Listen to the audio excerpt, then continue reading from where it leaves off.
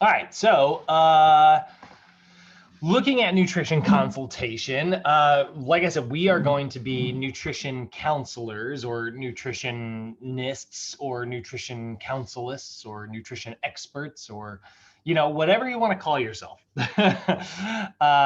It falls under the realm of just a general nutritionist. Now, there is a very distinct difference between a nutritionist and a dietitian. We're gonna kind of make that line really clear today.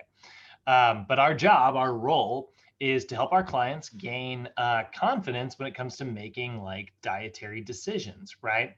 So that's the thing. We are helping them gain confidence to make decisions, right?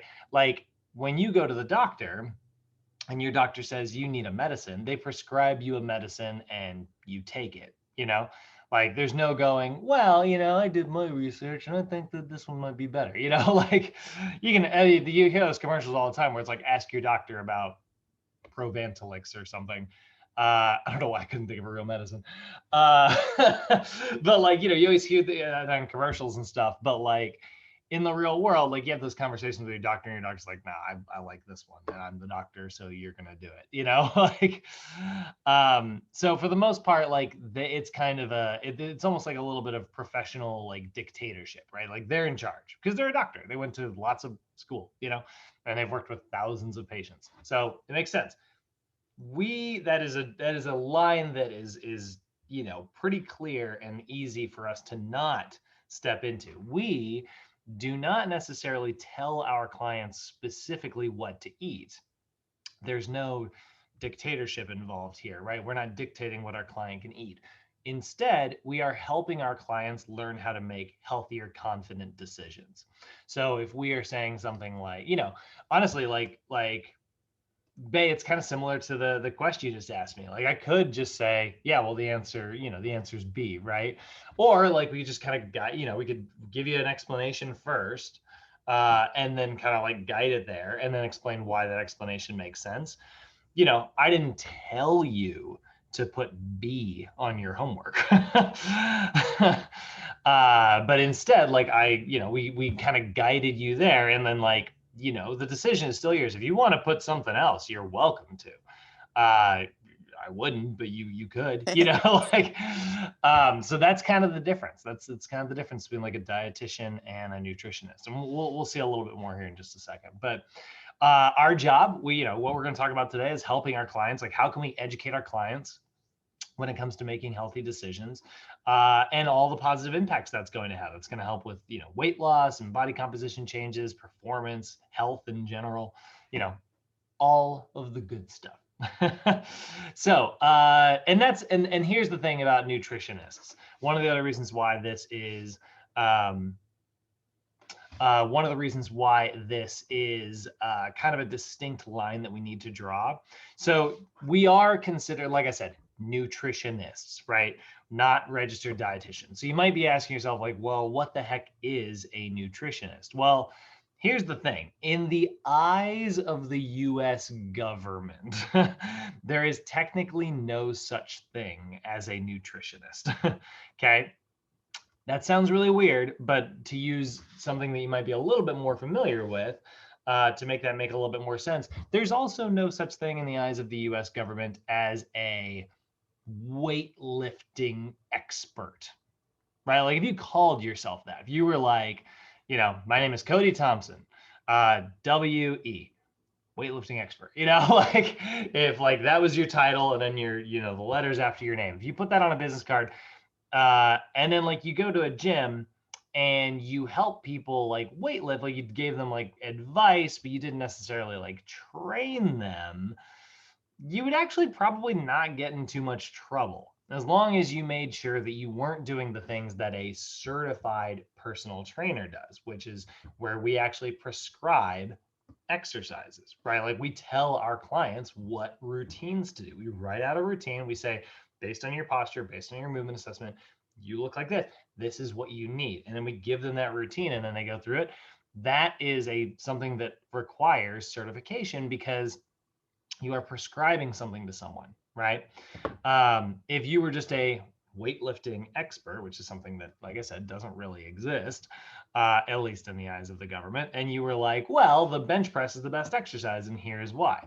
And then you just explained it. And you're like, the barbell squat is the best exercise, and here's why. And you explained it. And then your client's like, and then if you said something like, and 3 sets of 8 repetitions is really effective.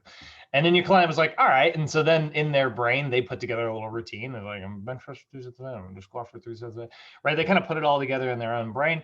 You didn't do anything wrong. And then let's say that person like gets hurt, right?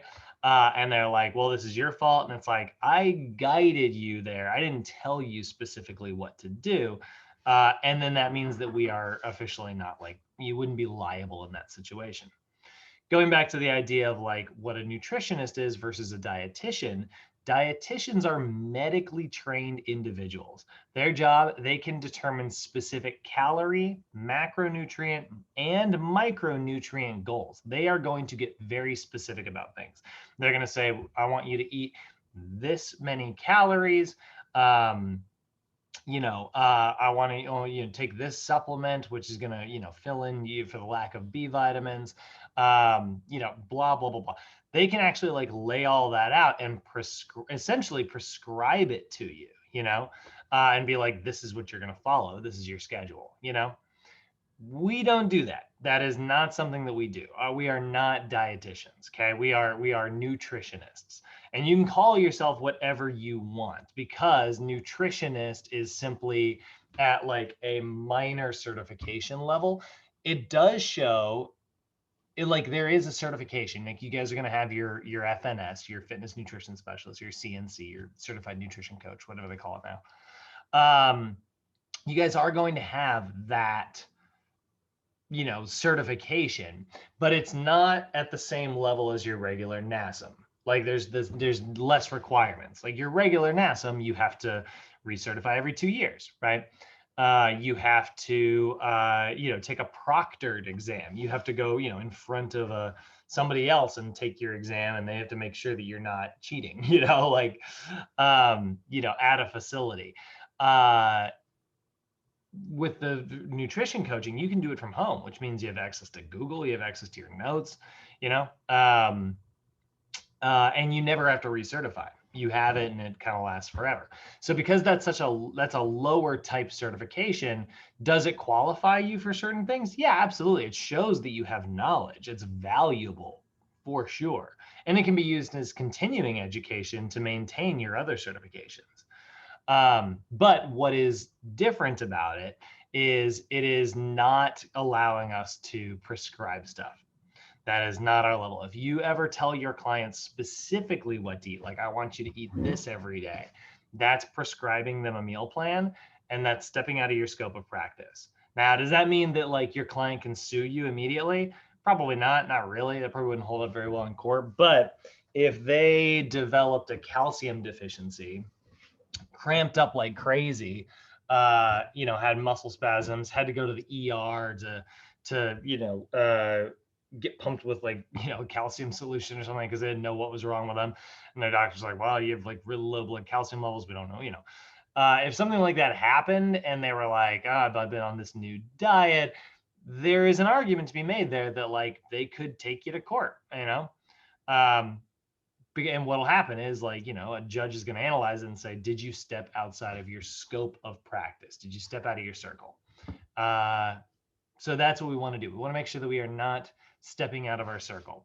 The big term that you were going to hear in this course, and when we talk about behavior change, by the way, which is funny because we're talking about that today. Next module, when we get into the behavior change class, the exercise psychology class, you will hear this term a lot. The difference between dietitians and nutritionists is that we apply what is called guided self-help. We guide our clients, we influence them as much as we can, but at the end of the day, their decisions are their own. And that keeps us legally protected. Does that make sense to everybody? Yes, thank God. Yeah. So a dietitian,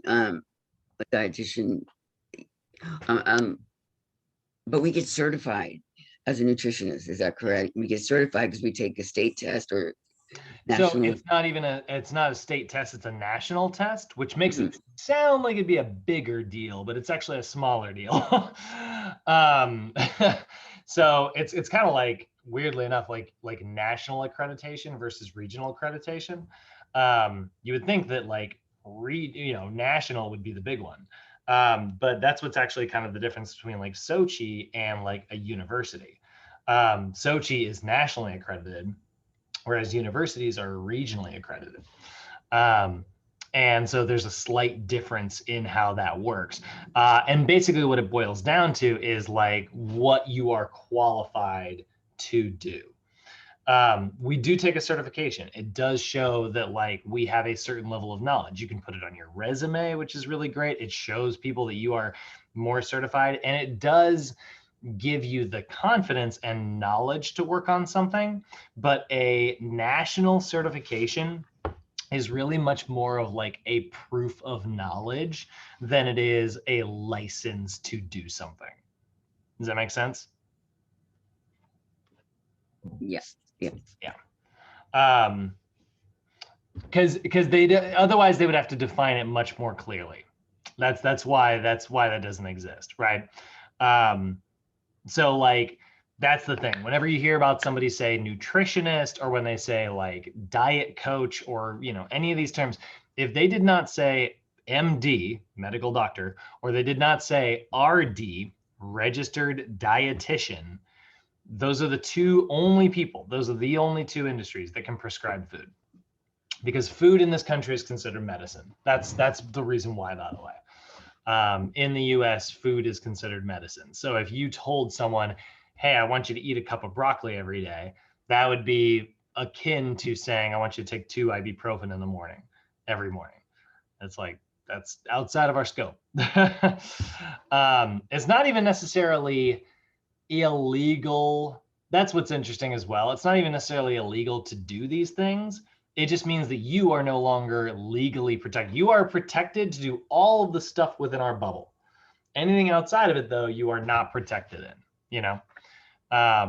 which means if you ever do get sued, he'll be in trouble. For the record, I've never even heard of this happening. Well, the closest I've ever, nobody I know, no trainer I've ever known has ever even come close to having any like litigation or legal matters or any of this stuff. And I know trainers who step out of their freaking scope of practice all the freaking time. They prescribe food all the time, even though they're not supposed to. I'm just trying to give you the knowledge of like what your scope is so that you can choose to stay within it. So, and I've probably stepped out of it, a couple times without even realizing it.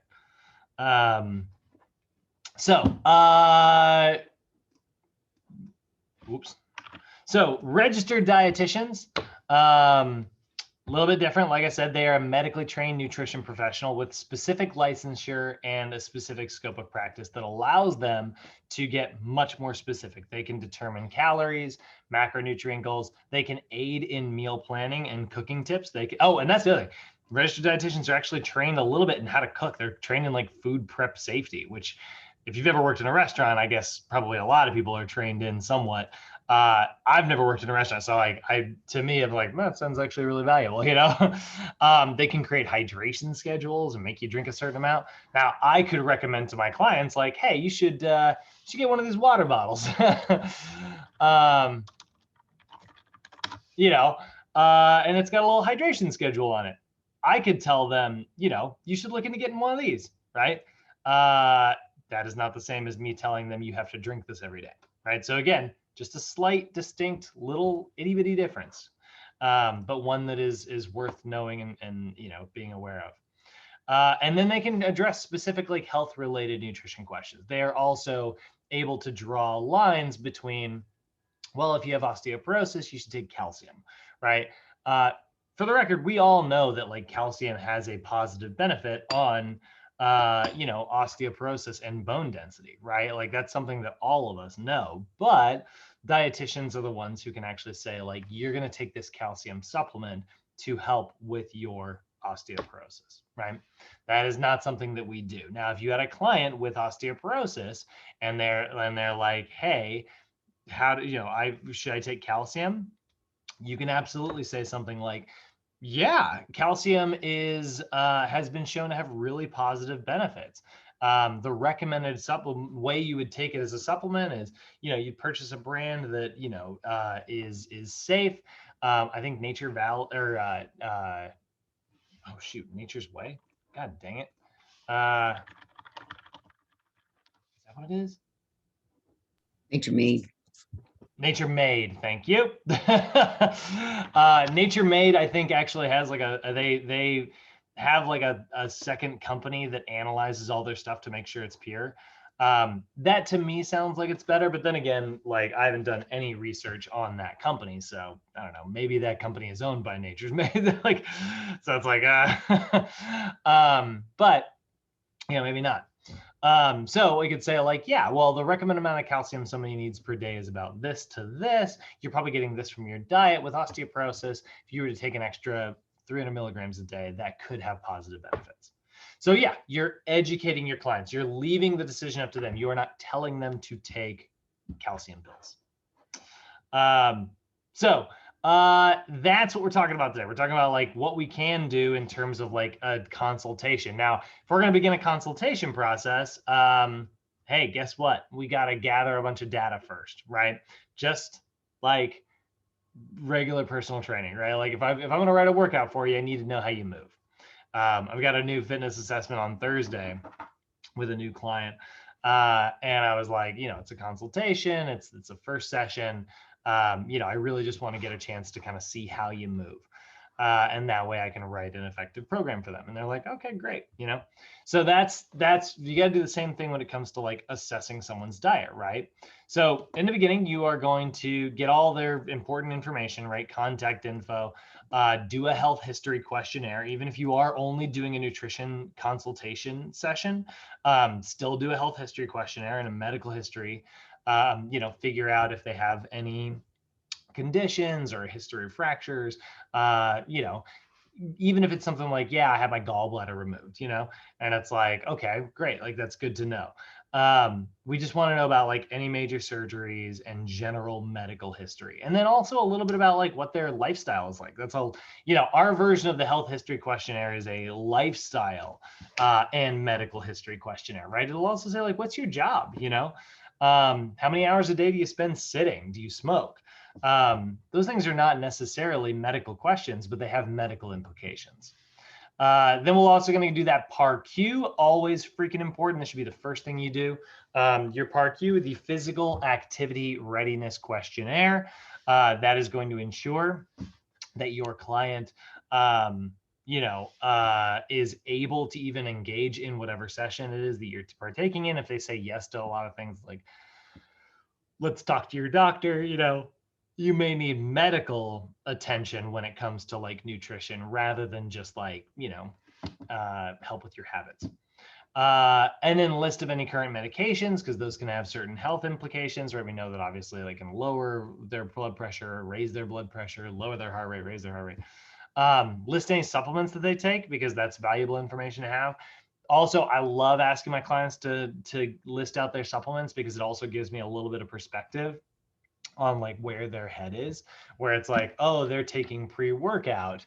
So clearly they're looking for like an energy boost during their workouts. So I'm going to be aware, or they're taking BCAAs, and it's like, okay, so muscle building sounds like it's a priority.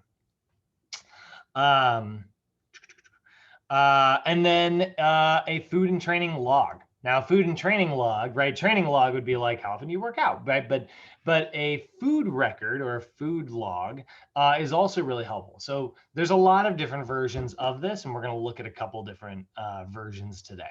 So data about like your history, right? Their dietary intake, their eating habits, eating behaviors or habits, current and long-term habits of food consumption, and then a little bit about like what their exercise looks like, right? So when you ask them questions about this stuff, you're gonna have a really clear idea of what your client's day looks like, or week looks like, or month looks like, or just lifestyle looks like. And then you can say, okay, so, you know, if you've struggled with obesity your whole life, and then you take a look at like their diet and you see that like for the most part it's like relatively healthy stuff, maybe that doesn't necessarily explain their obesity. But if there's other versions where like I eat really healthy, and you look at it and just maybe the portions are out of control, right? There's a lot of different things that could be going along, or maybe they're just not very active. So like I said, health history questionnaire, more commonly known as the medical history, general and medical history questionnaire. It's general questions about like their you know, their past and surgeries, anything like that. But then it's also like anything about specific like wellness topics, if they've had surgeries, injuries, or anything like that. And then we are going to, like I said, ask about supplements, right? Make sure that you are getting a good list of those supplements. It's great because it also gives you you know, I love this one right here. It says it identifies the reasons behind the use of that supplements, giving you insight into your client's goals and motivations. Sometimes like one of the things we're going to talk about like next module is setting goals, and like sitting down with a client and being like, what are your goals? What are you working on? And you know, sometimes like people are just not great communicators. Like not everybody is super open about how they communicate about like what it is they're working on in life, you know.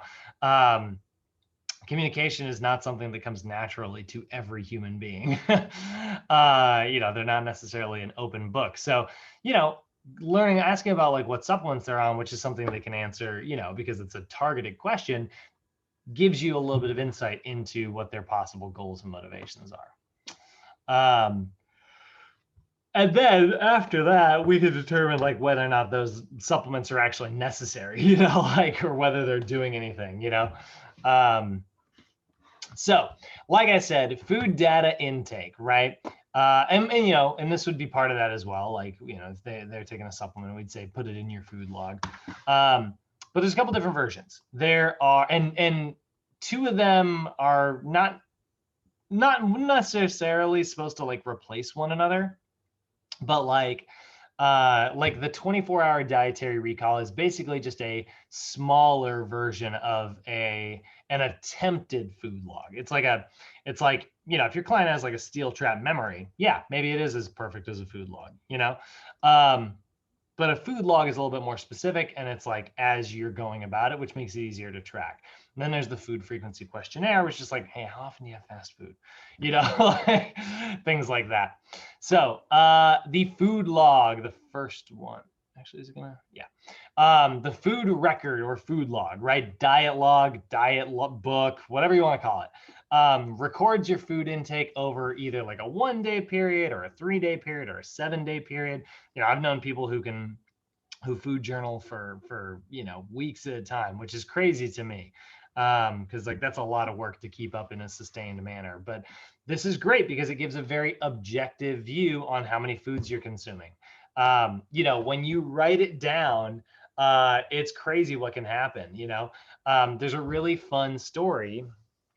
If you ever want to read a really cool book about nutrition, and it's not even necessarily about nutrition, it's more about like food habits, check out Intuitive Eating. It's a really good book that's all about just like learning how to build a better relationship with food, and, you know, think about what your body needs rather than maybe something that it wants, you know.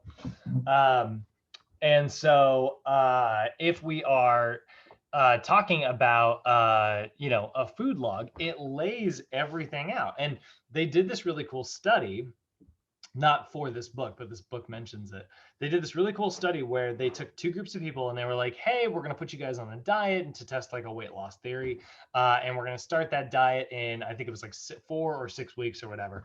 But we need to get a really accurate view of what it is that you eat right now before we can like write a diet plan for you on this weight loss program for the next 4 weeks. So the first, like for the next 4 weeks, we want you to food journal for however many weeks it was. Food journal and put everything in there. I want you to put, you know, what you ate, how much of it, if you drank something, how much of it, what time you consumed it, right?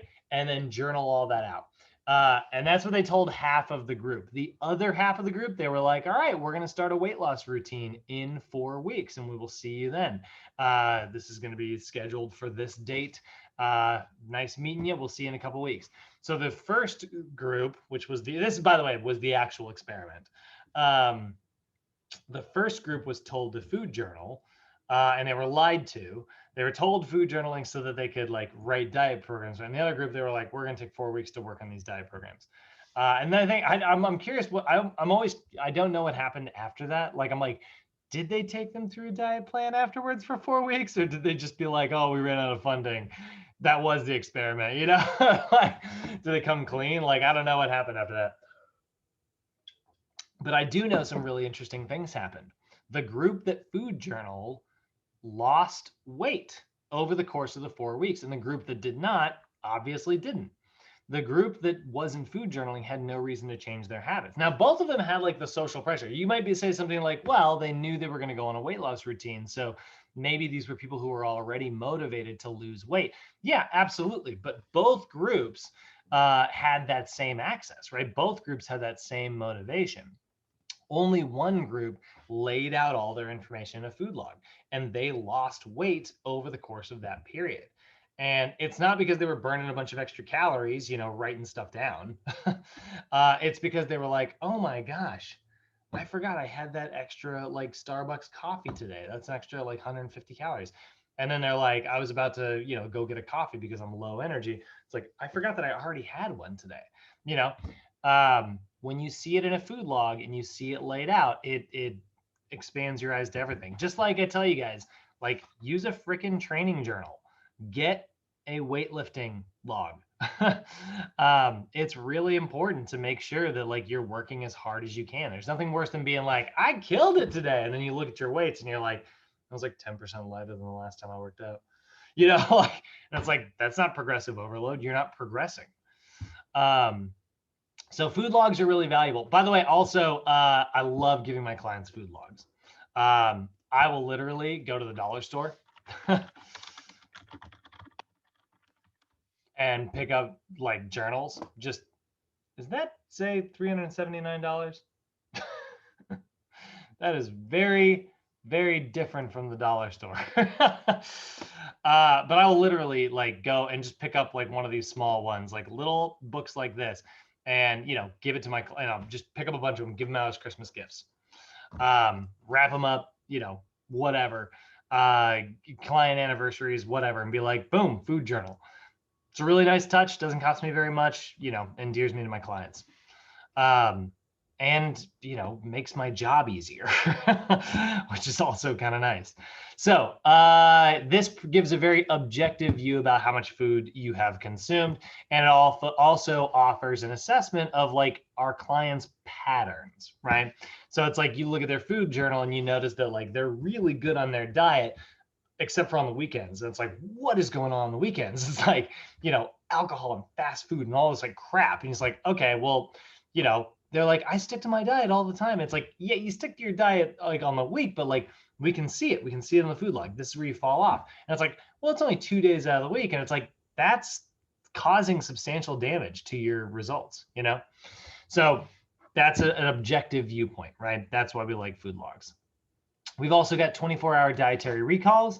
24-hour dietary recalls, a little bit different than a food journal. Like I said, this isn't necessarily meant to replace a food journal, but this is usually what you'll end up doing in a first session. You'll probably end up doing a 24-hour dietary recall. And what that is basically, I would say something like, all right, Bae, what I want you to do is I want you to walk me backwards through the last 24 hours. So what did you have for breakfast today? And you would lay that out and then be like, all right, did you have anything before that? Like a morning coffee? And I was like, nope. Anything to drink, any water? Nope. All right, let's go back to last night. What was the last thing that you consumed, whether it was water, food, your supplements at night? I don't know what happened to be, right? And so you would literally just walk your way back for 24 hours. And figure out a little bit about like it's not quite as accurate because like it's relying on human memory, which we know is not great, especially if it's mine. But it's going to give you a general idea of like what a typical day looks like. just make sure if you're using the 24-hour dietary recall, don't do it. You know, if it was like, well, yesterday was my birthday, and it's like, all right, irrelevant, you know, like in that case, let's go to a 48-hour dietary recall, you know, make sure it's not like a day with a special event or anything like that. It's a typical day. And then there's the food frequency questionnaire. Food frequency questionnaire is a little bit different. This is not so much about like what your client ate most recently. It's about what kind of common foods they are eating on like a daily basis, right? So this is going to show us, it's like, well, how often would you say you get your fruits and vegetables in? Actually, you know what? There's a really great, this is going to be really brief, but I want to show this. This will be funny. I don't know why this just popped into my head.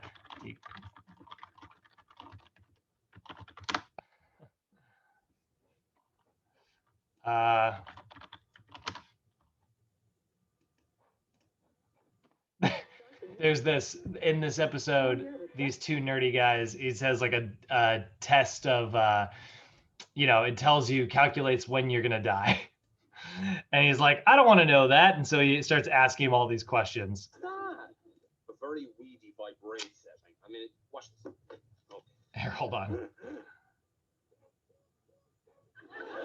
What's that?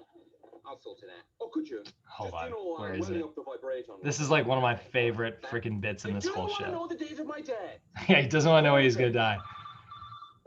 Hello, IG. Have you tried turning it off? You know what? I'm sick of saying. I do not want to know. Ah, God, I'm never going to find it. I'm sorry. I shouldn't have even done this.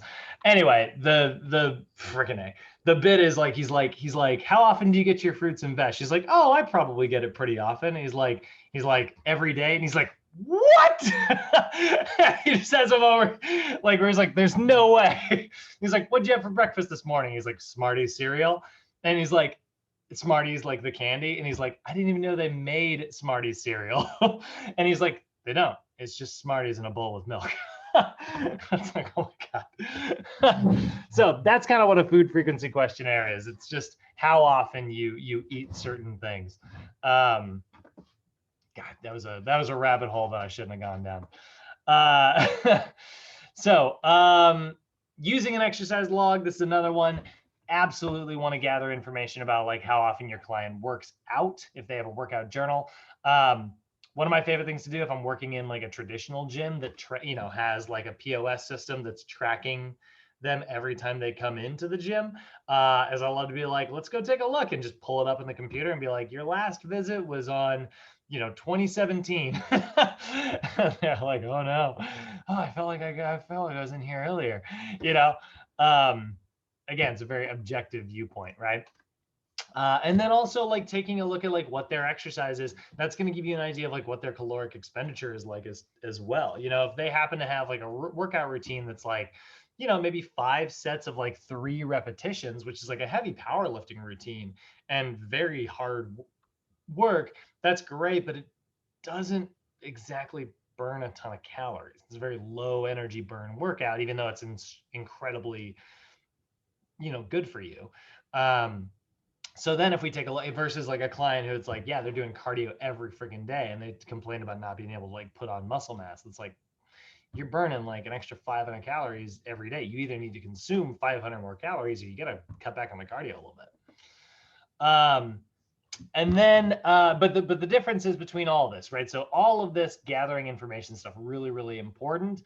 But the thing that we are not doing clinical assessments, right? So if we are like, trying to figure out what a client's like calcium levels are, we're starting to get out of our scope of practice here. This is where we can tell our clients like, hey, you should go talk to your doctor about maybe getting like a blood test.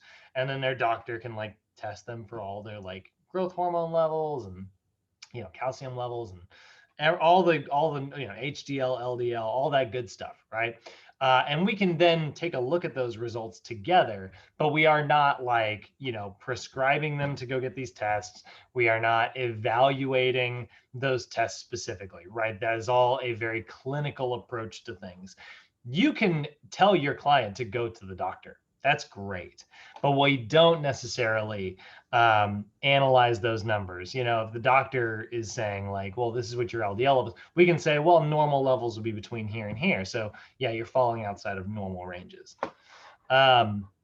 So certain resources that can be used to like help with this, by the way, there's a lot of really great softwares out there, nutrient analysis softwares and things like that you can buy. Also, the USDA has pretty good information that can be used to like analyze that stuff. But that again is getting very specific, which honestly doesn't fit very well with what our role is. So instead, we are going to focus more on like recommending certain DRIs, those dietary reference intakes, right? So we'd say like the DRI for sodium.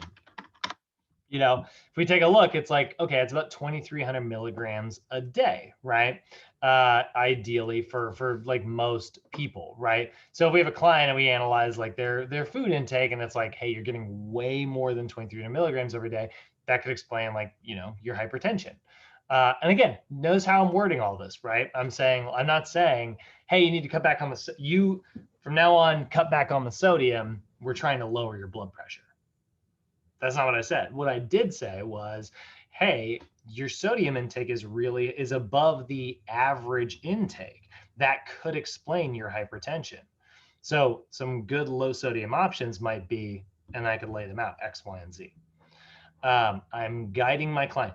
This is like, you know that phrase, you can lead a horse to water, but you can't make them drink? That's usually a phrase that's meant to describe like a stubborn person. Like my mom is the horse in so many of these examples. You can lead a horse to water, but you can't make them drink. That is like instructions for our job. Like, and you know, leading that horse could mean like, you know, I will lead that horse so easily. I will, you know, pave the road, cut down trees, you know, put stops along the way that'll make the horse excited, you know, maybe put something behind it that'll scare them forward. I will do everything in my power to get that horse to that drinking hole. But it is not in my licensure to make it drink. That's a weird way to turn that phrase on its head, but that's how I always think of it. One of the best tools you've got, by the way, that we already talked about a couple days ago, the MyPlate system. The MyPlate system is awesome, right? This is a great tool that you have access to. If your client is eating like this, if every one of their meals looks something kind of like this, and I like the Harvard eating plate a little bit more than the MyPlate, by the way, just because it's got like healthy oils listed in it and water, which is big. If your client's diet looks something, if every plate looks something kind of like this, they're going to be in a great spot nutritionally. And that is something that we can encourage our clients to do. It's like, hey, you know, this is saying, you know, we can say, hey, I want you to do this. We can say, I want you to make your plates look as much like this as possible, because this still leaves them so much room for decision making that you are not going to be in danger of prescribing food, you know?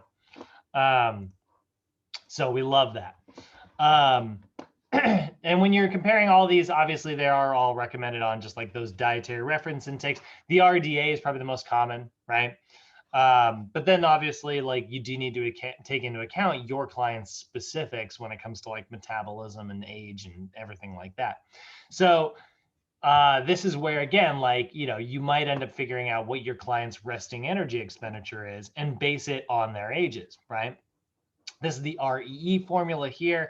They just picked one at random, by the way. Like, I don't know why they picked REE in this one, but this is like one of my least favorite formulas, actually. But, you know, if you were to figure out like, you know, how many calories your client should be eating, you would be, okay, well, look at their age first. And then let's say we're using this formula right here, right? And so then it would be 15.3 times their body weight in kilograms plus 679. That's going to give you their resting energy expenditure. And then what you would do is you would multiply that by an activity factor to determine how much energy they actually burn every day. So you would ask them, hey, how much energy do you think you burn? Do you think you're pretty sedentary generally? Then we'll use 1.6. Do you think you're super crazy active? Then we'll use 2.4. So we are able to break those numbers down for our clients. Like we're going to teach you guys that tomorrow. Actually, we're going to talk about like how to calculate all of our numbers. Vitamin and mineral assessments as well. Again, we're going to look at the RDA, or we're going to look at the adequate intake values, right? Adequate intake is fine, I guess, but I mean, like, if you got the RDA, like, be like, no, don't aim for the minimum, aim for the aim for the middle, you know. Try to get like their nutrients in. Obviously, you need to know, you know, your clients' like category, you know, what their age is, what gender they are, you know, because those numbers are slightly different for everybody. You know, need to know what their habits are. If you're an athlete, for instance, your sodium intake needs to be higher because you are going to lose that sodium through sweating regularly. So any questions so far, guys? How we feeling?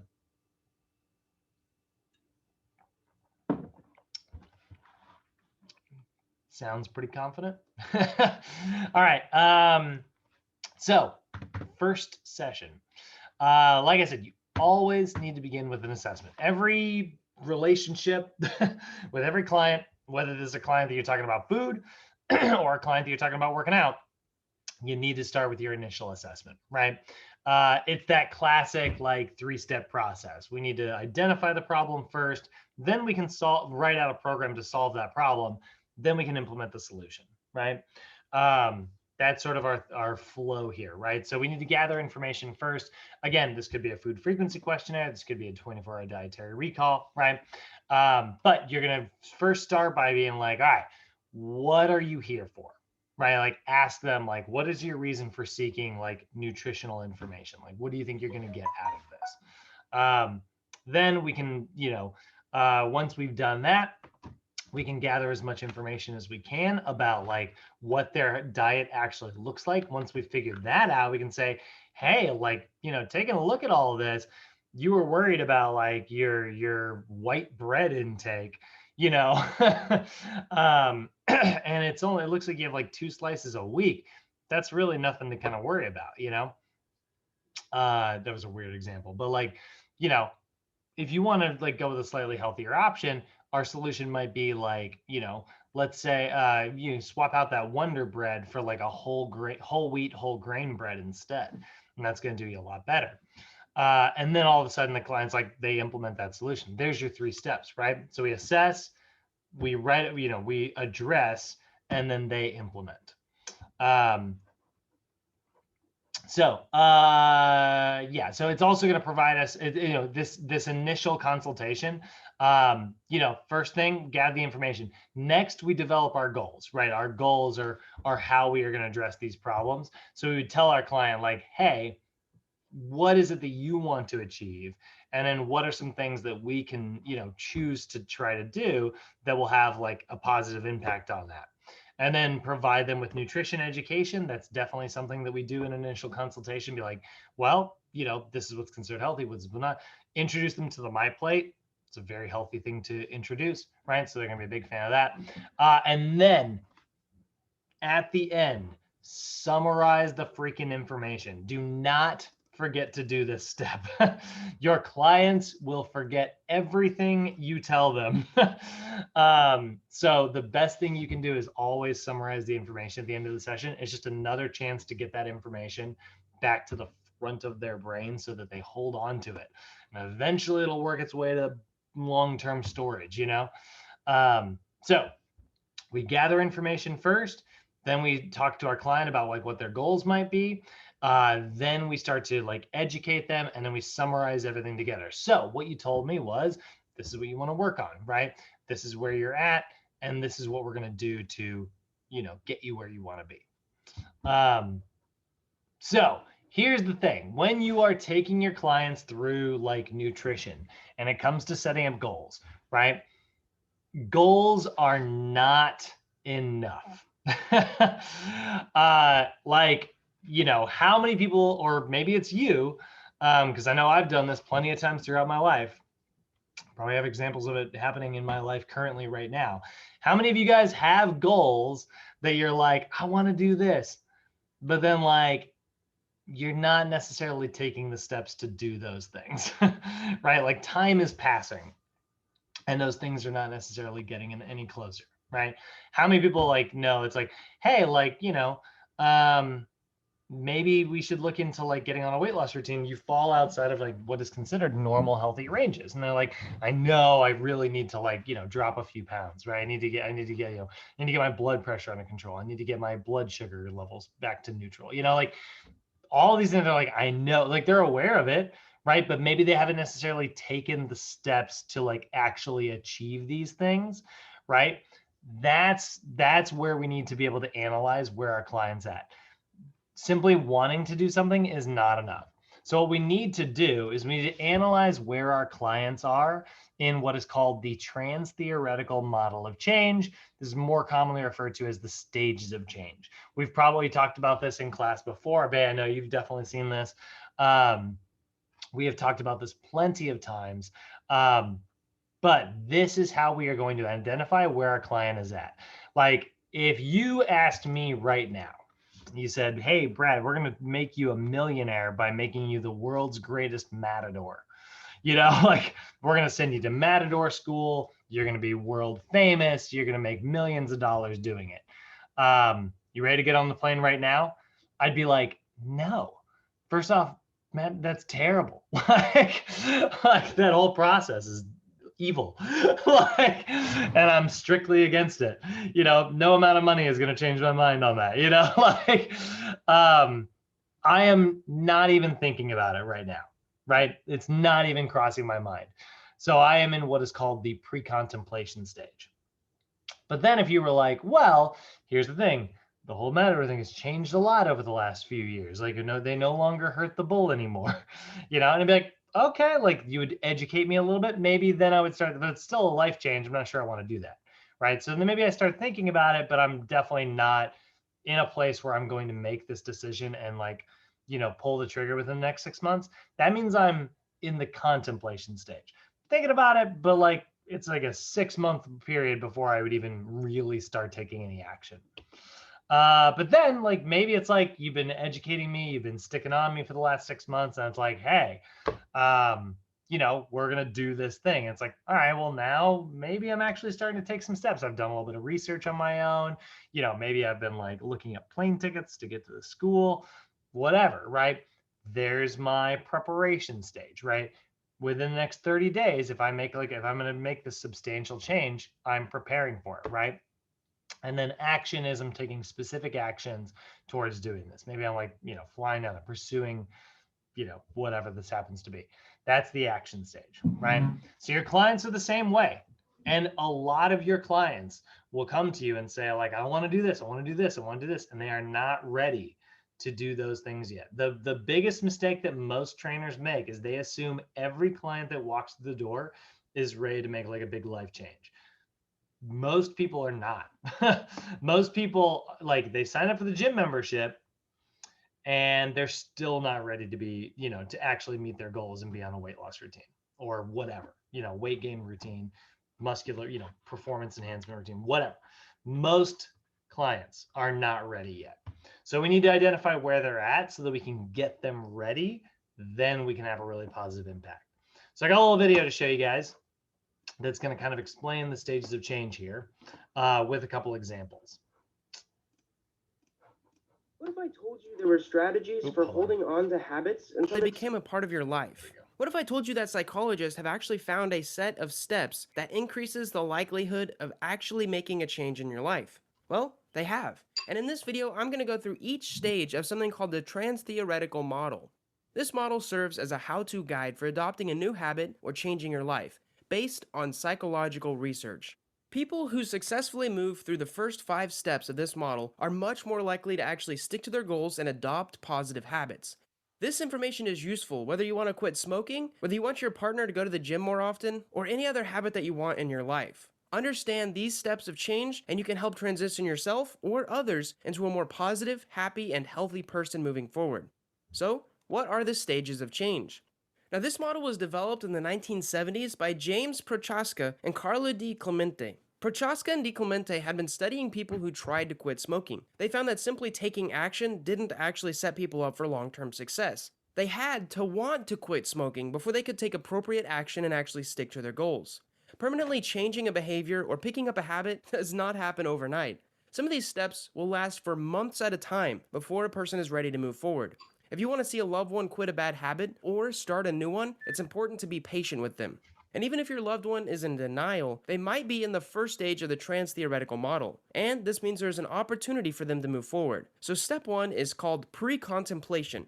The first step of the model is a pre-contemplation stage. A person in the pre-contemplation stage may be months away from actually taking action. They might not believe that taking action will actually be worth their time. If they try to weigh the pros and cons of starting a new habit, they will downplay the pros. So think about some habits that you know are good for you. Maybe you think that a vegan diet would help you reduce your carbon footprint, but you don't think that the high prices of produce or saying goodbye to dairy is worth the switch. At this point, you would be in the pre-contemplation stage. More research is needed before you can fully get on board with the idea that veganism is a worthy lifestyle choice. It's time to ask yourself some questions about your health, your diet, and your carbon footprint. Now, in order to move out of the pre-contemplation stage, the person needs to look within. A shift in perspective is necessary before the person can see that their actions are hurting themselves in the long run.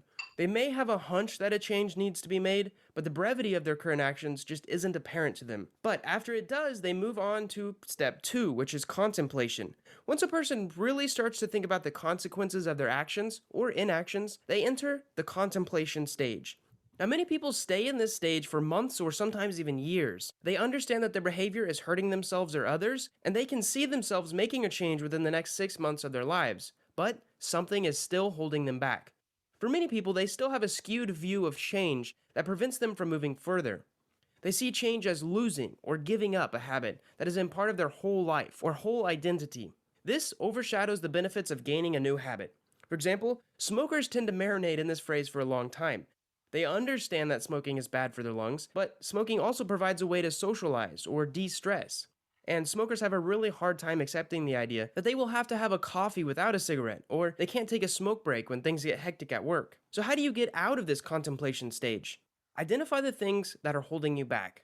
Does the loss of a cigarette with your coffee really outweigh gaining the ability to take a job without losing your breath? Or does the annoyance of moving your schedule around outweigh the benefits you'll gain from going to the gym in the morning? Continue to look at the pros and cons of changing your behavior. Sometimes strategic thinking helps with this.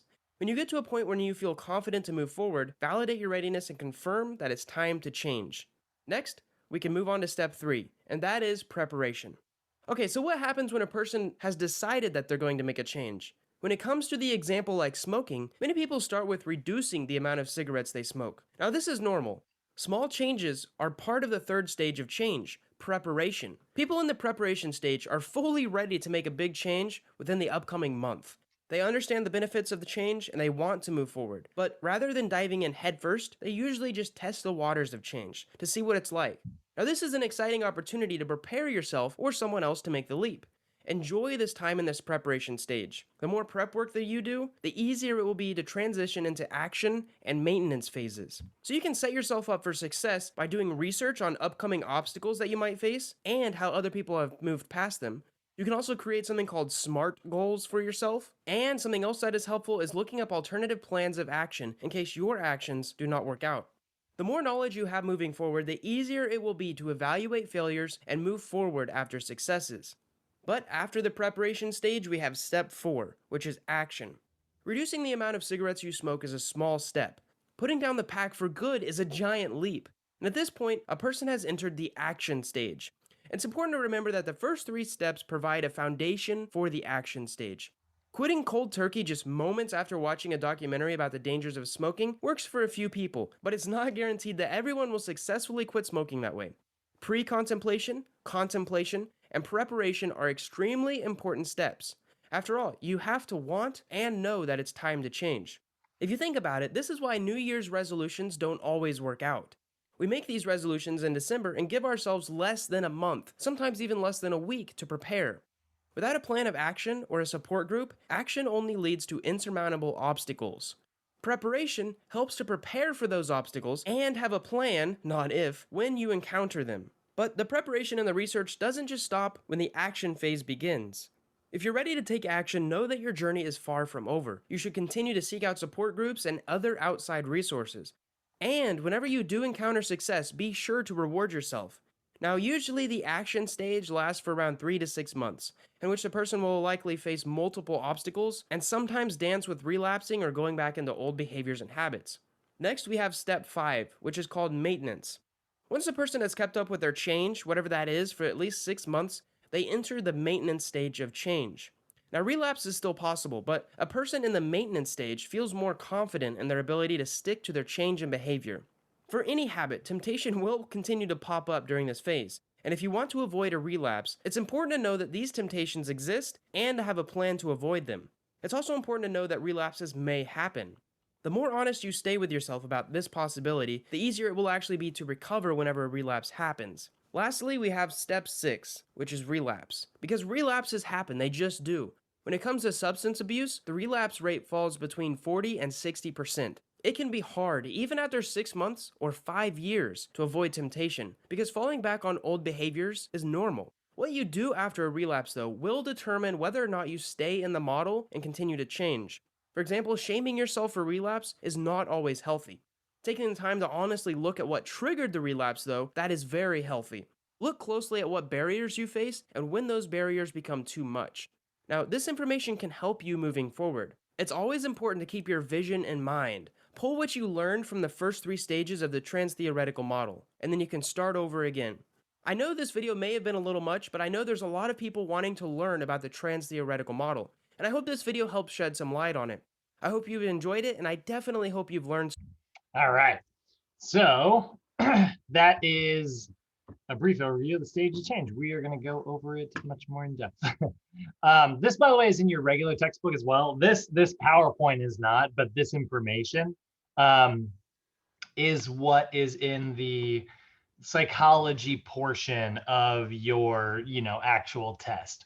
So a lot of the questions will honestly just be like identifying which stage of change is which and sort of like what its timeline is. And that's kind of the trick, in my opinion, to having them memorized.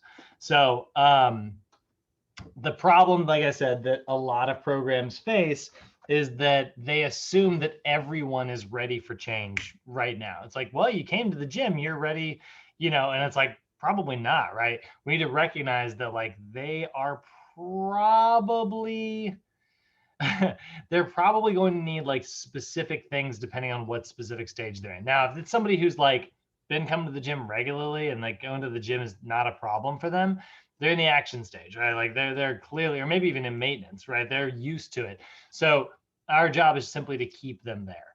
But if you have somebody who's like, well, I signed up for the gym because my husband did as well, and so now like we both signed up for the gym, but I'm only here because of them. And it's like, all right, well, this person's clearly like not even really excited to start working out. So like, this is not a natural thing for them. They are not even thinking about like actually, attaining the benefits of having a gym membership. They're just here, for their spouse. And it's like, all right, well, we need to find a way to get them motivated and educate them on like how fun it can be, and engaging and, satisfying and rewarding and all the good stuff, So pre-contemplation, this is somebody who lacks the intention of changing within the near future. This is usually measured as not intending to change within the next 6 months. So if in 6 months they're like, it's like, hey, could you see yourself like making this major life change within the next 6 months? And they're like, absolutely not. So I nope, this next 6 months is going to be the busiest time of my year. There's no way I have any time to engage in that. All right, they're in the pre-contemplation stage for sure, right? Or if they're like, I don't know, I've never really even thought about it. And it's like, all right, you haven't even considered it before. That's probably like, that probably means they're in the pre-contemplation stage. They are not intending to change. Then there's the contemplation stage where it's like, okay, they are intending to make a change within like the next 6 month period. So like, they're like, all right, well, are you ready to engage in this diet right now? And they're like, no, but I could probably see myself doing it in a month or 2, right? Great. They're in the contemplation stage, right? They're thinking sometime within like the next 6 month period of making like a substantial change. Clients who are in the preparation stage are, maybe they've even taken a couple like little actions here and there, right? Maybe they've gone to the gym themselves a couple times, even if they haven't necessarily trained with a trainer. Maybe they've tried to increase their water intake, even though they're not making major dietary changes. Maybe they've cut out soda. Little tiny changes. This is clients who are in the preparation stage, right? They're intending on making a strict lifestyle change within the next 30-day period. This is huge. This is the stage that is probably the most important. I mean, they're all important, but this is where a lot of people will like fall backwards and relapse. Okay. So this is a vital step because this is where a lot of times people will fall back into sort of the like, I know it's good for me, or I know I need to do this, but I'm just not ready to do it yet. This is where people will often relapse back down. Okay. That's all right as long as we're aware of it. We want to make sure that we push our clients forward, right? So we'd say something like, all right, well, we've been leading up to this moment, like, the day is rapidly approaching. Have we gotten everything ready? And like, oh, I don't know if I'm necessarily ready to engage in this change yet. And then like they start to get like cold feet, maybe they want to back out, right? And it's like, okay, so what are we going to do to push forward? Like, remember how motivated you are, right? That's how we're going to keep them. We're going to remind them of their motivations. That's going to keep them on task. Action stage. This is an individual who actually has made specific changes. Maybe they've been working on their diet. Maybe they've been exercising regularly. And they've done it for, a while, but they haven't necessarily maintained it for a full like 6-month period.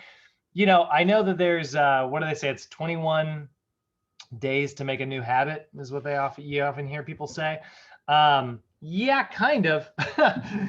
In my opinion, though, it's, it can take even, full 6 months before it's part of your routine. It's like, it's like nobody in here, I assume, nobody in here has to remind themselves to take a shower every day. That's something that probably just kind of happens. Birds fly. You probably don't have to remind yourself to wash your hands when you leave the bathroom, like I hope. I hope that that's not like a habit that you're building. Hopefully at this point, it's just birds fly, fish swim, grass is green, sky is blue. And every time I go to the bathroom, I wash my hands. Like it's just, these are all rules of how the universe operates, like, hopefully, clearly over the last year, we've learned that not everybody washes their hands. So like, hopefully you're in the maintenance stage. You've been maintaining that for years at this point, but if your client is like new to a habit and they're, I think about how often you forgot your mask walking out of the house, until it became like a habit, until you kind of got used to doing that. So that's the difference between the action and the maintenance stage. Action is somebody who's made changes, but they haven't necessarily maintained it for 6 months. Maintenance is somebody who really has maintained a specific change for 6 months. They might also experience what is called termination. Termination is basically the terminal version of a habit where it's like, yeah, I'm not really tempted to fall back into my old habits anymore. I haven't thought of having a cigarette in years, but it is still something to be aware of, like, they say like, once a smoker, always a smoker, like, because there's always like that temptation, a little bit, somewhere in the back of the brain. Those neural connections still kind of exist just a little bit. And so, just being aware of that, that's okay, as long as you don't have the actual temptation to return to your old habit. So, those are the stages of change. Like I said, we're going to spend a lot more time on those next module. Our exercise psychology class is where we're really going to cover those much more intently. But do you guys have any questions about those right now? Have you guys ever heard of these before besides here at Sochi? Yep, base feeling good. All right, well, let's take a look at our goals. When it comes to goals, and not everybody's ready to set goals just yet, but again, like, let's talk about like what some of our goals are. If we are sitting down with a client, and by the way, for the most part, guys, you're not going to see too many people who are in contemplation or pre-contemplation. You'll get a lot of clients in the preparation and action phases because you are at a gym. So they've already like sought you out. That shows that they are intending to make a change sometime soon. Now, they might be hiring you for workouts and not intending to change their nutrition at all. That's where it's like, okay, you're an existing client. Let's start planting the seeds. Let's maybe start talking about nutrition, you know? Or maybe it's the other way around. Maybe it's like somebody who's like, well, I eat really healthy. I'm just not really into exercise. It's like, all right, well, let's start thinking about getting into exercise. You know, what do you think you'd be fun? What do you think you would enjoy? And so this is where we can actually start to talk a little bit about like what our clients' goals are. Now, there's a lot of different types of nutrition goals out there. But generally the two biggest ones are going to be outcome-oriented goals or process-oriented goals. These are major categories, okay? So outcome-oriented goals are where your client sets a goal with the outcome of like achieving a specific change in like a dietary habit, right? So this is like a specific outcome such as, I want to lose 10 pounds. That's an outcome-oriented goal. Okay, the goal is related to achieving a specific thing. I want to run a marathon. I want to, you know, exercise. You know, I want to be able to lift 225 pounds. You know, like whatever. Those are all outcome-oriented goals. Generally, they tend to be very number-based, but not necessarily always. But generally, there's sort of a number associated with these. These are very objective-based goals. Then we've got sort of a different take, which is our process-oriented goals. Process-oriented goals are a little bit different. These are a little bit more about just getting better at like a general habit, right? So this is like process goals are like, you know, a lot of times they will often feed into and support your outcome goals. But this is just trying to get better at something. So it's like, you know, maybe an outcome-oriented goal is I don't want to have a cigarette for a full 30 days, right? And then like a process-oriented goal would be like, all right, for the next month, I'm going to reduce my cigarette intake by this much this week, this much this week, you know, and then slowly you're tapering off. You're getting better at the process, right? Or maybe your process is like, every time I have like a craving for a cigarette, I'm going to go walk outside and get a breath of fresh air to remind myself, you know, whatever. That's a process-oriented goal. It's something that's like, my goal is to do something. I'm not necessarily able to measure it objectively or super measurably, but you're just trying to get better at the process. So maybe the goal is to improve, and like, I want to include more fruits and vegetables into my diet. If your goal is to lose 10 pounds and you start incorporating more vegetables into your diet, this will probably help with your outcome, which is why process goals feed into your outcome goals, which is why we want to have a blend when we're training our clients, right? I love helping my clients make goals. I think it's a really fun process. And I always try to encourage my clients to use a blend of outcome and process goals, and to use a blend of long-term and short-term goals. Long-term goals are like the carrot on the end of a stick, right? Where it's like, it keeps you going, right? And then short-term goals are like feedback along the way saying like, hey, this is working, right? So like process goal is like a trail of Reese's Pieces, you know, that like leads you to wherever it is you're going. That's the short-term goals, right? It's like, you know, hey, we wanted to lose 50 pounds this month though. For your short-term goal, let's see if we can add 10 pounds to your bench press, right? And so then you work for that for 4 weeks, and all of a sudden they can do 10 extra pounds. That's probably going to feed into their long-term goal, right? Now, both of those were outcome-based. So maybe we also have like a process goal of like, all right, and let's ensure that we're going to the gym bare minimum 4 days per week. Doesn't matter what days they are. We just have to get into the gym at least 4 days a week, right? Getting better at the process.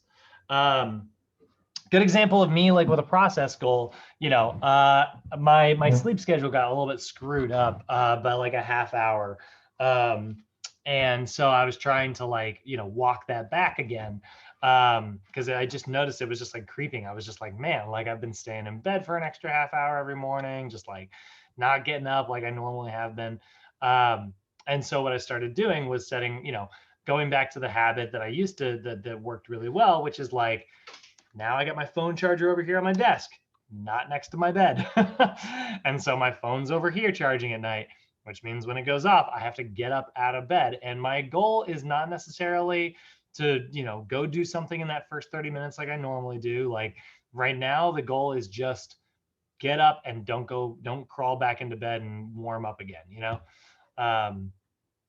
That's just getting better at the process.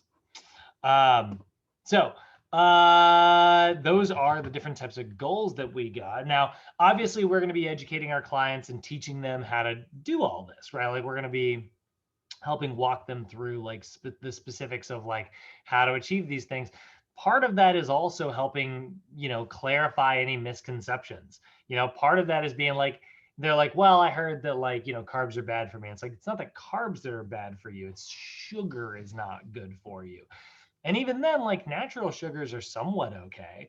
You know, it's really like artificial, not artificial sugars. That's artificial sugars are like not real sugars. Those are also bad for you, but for other reasons. We would say something like, we want to focus more on, you know, natural sugars rather than like added sugars, you know. I was just picking up my meal prep stuff yesterday, and Trader Joe's came out with like these 3 brand new like oatmeals, and I was like looking at all of them, and it was like, you know, nutrition label, and it was like this many sugars, this many added sugars, right? Like, and then 2 of them had like added, and then this one was like, you know, didn't have any added sugars. Similar number of carbohydrates found in both, but the amount of sugar found in one was way better. So it's like, this is, you know, what I would consider to be a healthier option. And then one thing that you are allowed to do, and I know this sounds like I'm contradicting myself, but you are also allowed to hand out to your clients sample meal plans. Now, here's the thing. I told you earlier, you are not allowed to tell your client what to eat, right? You are not allowed to build a diet for your client and then tell them to stick to it. You cannot do that. But what you can do is you could say, here's a really good example of something that you could mirror, right? Or here's a really good example of a healthy meal plan, right? I made it very clear that this is healthy. I did not tell my client to eat this. There's just difference there, right? And I'm not sure I love this. I guess it's whole wheat. Yeah, it's probably fine. I'm looking at some of this and I'm like, I don't know. What the heck is an edamame broccoli Brussels sprout coleslaw salad? What? I can't even picture what that looks like. That's just a lot of green stuff thrown. I mean, don't get me wrong, it's like a lot of healthy stuff, but it's all just tossed into a bowl. And what the heck are popcorn almonds? What? Sorry, I need to know what this is. Is this a real thing? Yeah, no, I don't think it is. I think this is caramel corn. Maybe that's popcorn or almonds. Weird. Anyway, so there's an example meal plan, right? I could say something like, here's something that I think is very healthy. You can give an example version to your clients. You just cannot tell them to eat it. That's a weird, distinct line, but it is a line that, you know, is actually pretty clear. And then summarize everything up. Like I said, always summarize everything, right? Set your goals and then review what those goals are. So it's like, all right, so we said our short-term goal next week. Our short-term goal, and that is also a process goal, is to food journal at least 3 days in a row over the next week. Try not to do it on like, you know, any crazy days, but let me see like what one of your weekend days looks like. And then we're going to review that next time we get together next week, right? So we summarize like what our goal is. And then give them the opportunity to ask any questions. And, you know, it's like, do you have any questions for me? Is there anything that like, you know, you feel like you need clarity on? Always ask that. And then discuss them the best ways to like include all these nutritional practices that we've been talking about. And be like, all right, so with that food journaling, keep that journal with you. You know, give them tips, right? Like one of the best things you can do, just make sure it's with you. I will say I often give my clients food journals, but I love, my favorite journals are the, I have like a bajillion of these. God, what are they? What brand is that? They're like so overpriced, but I love them. What the heck is that brand? Well, whatever. It's one of these. It's the $429 again. I don't know why I keep seeing these really expensive ones. But what it is, see, it's got the little like elastic band that goes on it. I tell my clients, I'm like, get one of those, because like it's easy to keep a pen with it, and it's all just like wrapped up together, and it's nice and tightly compact. 1, 2, 3, 4. I'm literally looking at 4 of them scattered throughout my room right now. 2 on my nightstand, 1 over here on my desk, that's on the bookshelf because it's old, and then 1 that I'm currently using here on the desk. Like, love journals because it's just a very objective way to lay everything out. And I got a workout journal downstairs. So that's a big one. And then make a plan for your follow-up appointment. Last thing you do when you're summarizing everything up, always say, all right, next time we meet is going to be, you're going to pick a date, pick a time, and then say, all right, so I will see you in a week, right? Or whatever. Now, let's say that's your initial consultation, right? What about the next time you meet, right? Well, again, first thing you're going to do, you know a little bit more about your client. You've already met with them once, and now you've given them some tips, and we're going to see how well they implemented those tips into their lifestyle. So as they come in, start again by developing rapport. You should be doing that with every client anyways, building as much rapport as you can. Rapport is the level of trust that someone has in like another individual, right? So you're going to say like, hey, how was it this week? And then maybe say something about, their lifestyle that you learned last week. And it's like, how was implementing this with your crazy work schedule? And they're like, oh, actually it worked really well, right? So we're getting, specific about them, and like they know that we, pay attention and we hear them, right? And then we're going to sit down and be like, all right, well, let's take a look at what that food journal looks like. So we're going to review any of the goals that we mentioned. It's like, so we said that we wanted to food journal regularly. How did that go? And then like, they're going to say, well, I forgot one day, but I was able to make it up the next. And it's like, okay. Or like I got through half the day and then I got kind of overwhelmed by it and, kind of forgot about the rest of it. And it's like, all right, well, for the most part, like, let's see how we did, right? And so then we will kind of go through those food logs. And then we are going to say, all right, so we said that we wanted to swap out some of our more processed grains for like whole grain options. And we take a look at their food journal and we see whether or not that actually happened, right? We said we want to incorporate more fruits and vegetables. Let's take a look at the food journal. Did it happen or not, right? And then we want to ask them and say like, all right, so it looks like, you had a little bit more fruits and vegetables in your diet this week, cut out some of those more processed and refined grains and things like that. It seems like you did pretty well. How you feeling? Right? So we're going to ask them like, how do you feel on this program? What are your energy levels like? Is this working for you? What's your level of confidence? Was this, draining, or was it easy to approach? Assess their feelings and their energy level. Like how easy, if they're like, oh, this was brutal, it was so difficult for me to do this, and like, God, I had a really hard time. Like I stuck to it, but it was through sheer force of will and I'm miserable. It's like, all right, well, that's not great, right? We got to find a way to make this easy, right? So after that, once you've kind of like reviewed everything at the desk, now it's time to get up and let's get some of that, let's get some of those numbers, right? Let's get some objective information. Let's check to see if their weight went down this week, their body composition, anything. Just like if you were working with a client and you told them to do like specific stretches to, address any of their postural distortions, you would check on them and be like, all right, let's move you through like an overhead squat again. Let's see if this is a little bit more natural now, Then we're going to revise any of our long-term and short-term goals. So as we go throughout this session, we're going to say, all right, so it seems like,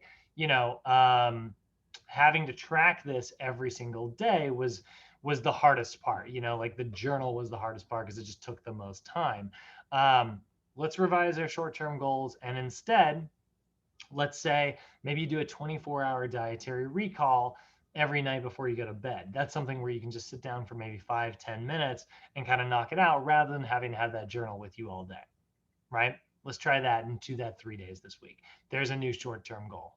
Right. And then long-term goal, we're going to, if we need to revise it, we'll have to. Like if our client wanted to lose 50 pounds by a certain amount of time and they lost nothing this week, maybe it's like, all right, well, now we need to, aim a little bit lower.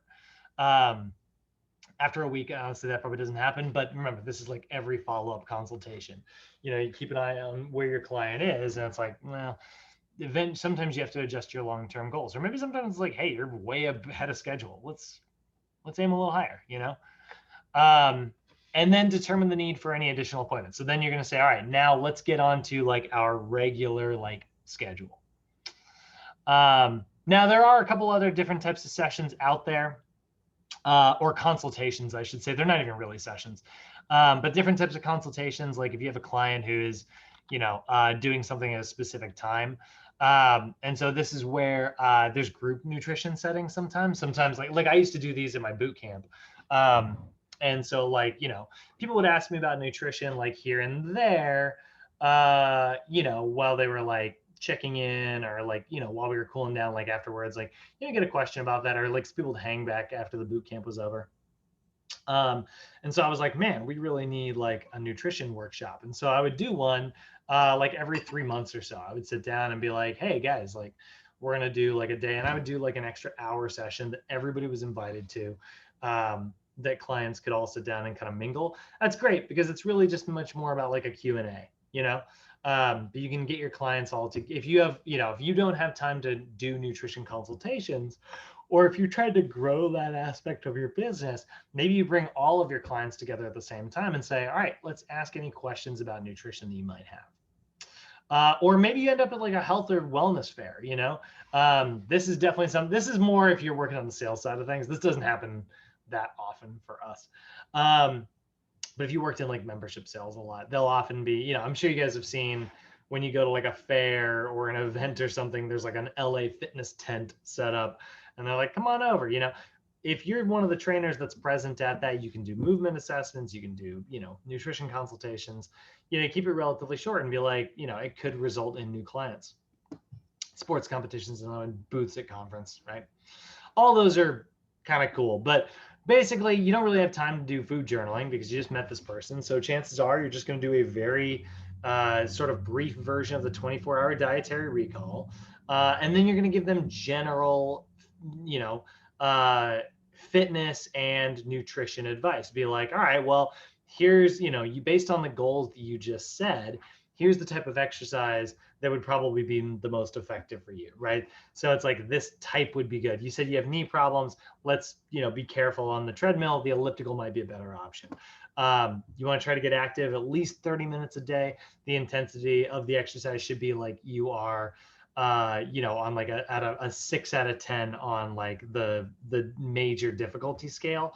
That way you can maintain it for a full 30 minutes. If you go too hard and you feel like you can't keep going for 30 minutes, lower the intensity a little bit. We want to build up your stamina before we try anything else. And then when it comes to nutrition, try to, let's see if we can get a vegetable at every meal throughout the day. That's it. Or fruit or a vegetable. So maybe fruit for breakfast and then veggies for lunch and dinner and, snacks as well. So that's kind of stuff you can set up in like that initial session. And then why don't you come down to LA Fitness and we'll meet up and, we'll do a follow-up consultation. This is where you are building your business, it's these little things here. I will say, I've gone to plenty of things like this, but it is very much all about just like setting your client up for success by saying like, hey, we're going to do this. And then like, come on in and meet with me and we'll do a full session, There's a lot you can do to like influence someone in the short term, Even my friend recently was just like asking me for dietary help. And I was like, try this out. And then next time you come over, we'll talk about it. And she was like, all right. And so she took it away. I texted her once or twice to be like, hey, how's it going? But for the most part, like it kept it very simple. Now, last thing, this is the last slide, right? Oh, it's 2 slides, but yes. The last thing, very important here, there is the Health Insurance Portability Act, HIPAA. And this is just, we've talked about legal stuff today, making sure we stay in our scope of practice. Well, another part of that legal stuff is talking about friggin' HIPAA. Honestly, just don't blab. You are great. But basically it protects anybody in the healthcare field don't share your client's name with anybody else. Don't share their contact information. Don't share what their goals are, what their body composition assessments are. That should all maintain confidential. That should all be confidential, and between you and your athlete.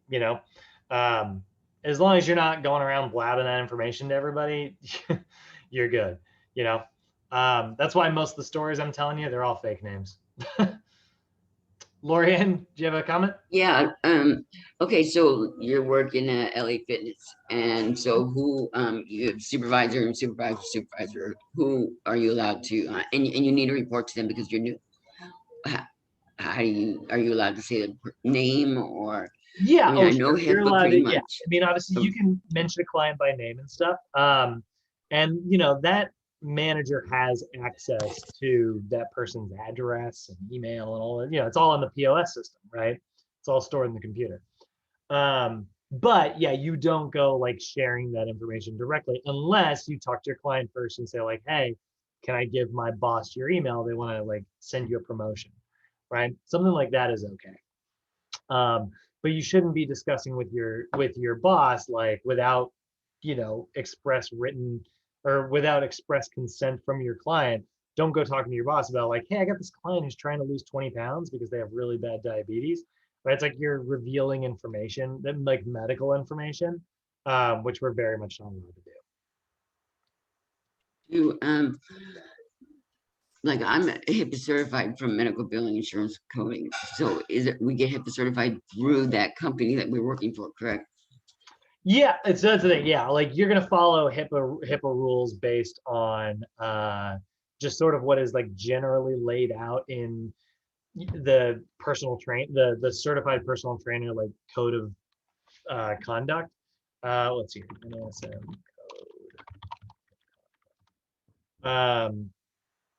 This is something that you will have to sign, but it's this big, it's all the rules that you kind of have to follow, and part of that is like professionalism, right? Treat each colleague with respect and dignity, no, false or derogatory assumptions, and then do not diagnose or treat illnesses, health conditions, maintain your CPR, confidentiality. There it is. I was like, where the heck is it? And then protect the client's confidentiality, conversations, advertisements, unless agreed upon by the client.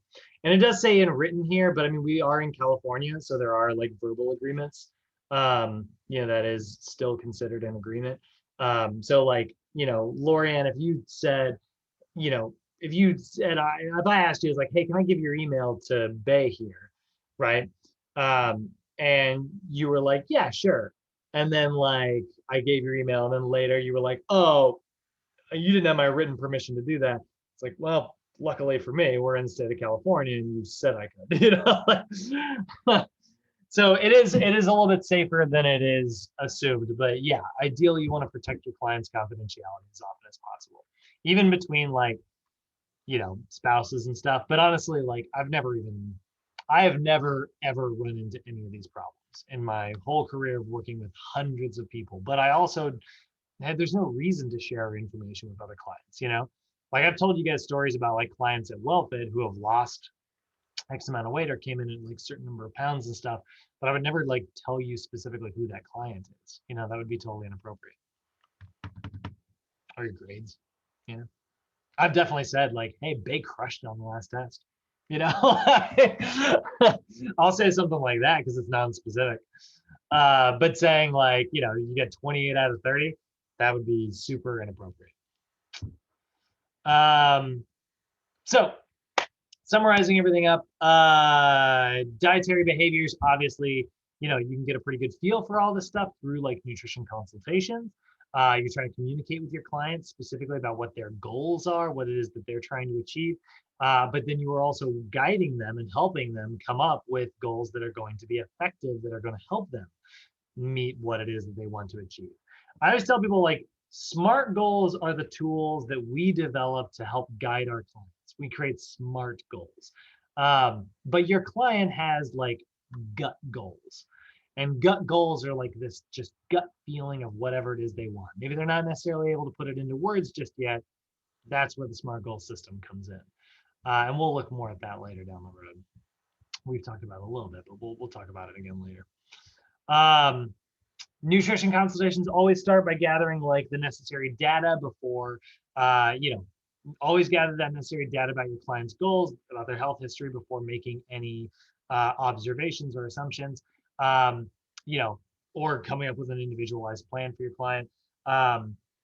Then, based on what your client has told you, analyze that, pay attention to where they are in the stages of change. If you have a client who's in the pre-contemplation stage and you're like, all right, here's the world's best diet plan, stick to it.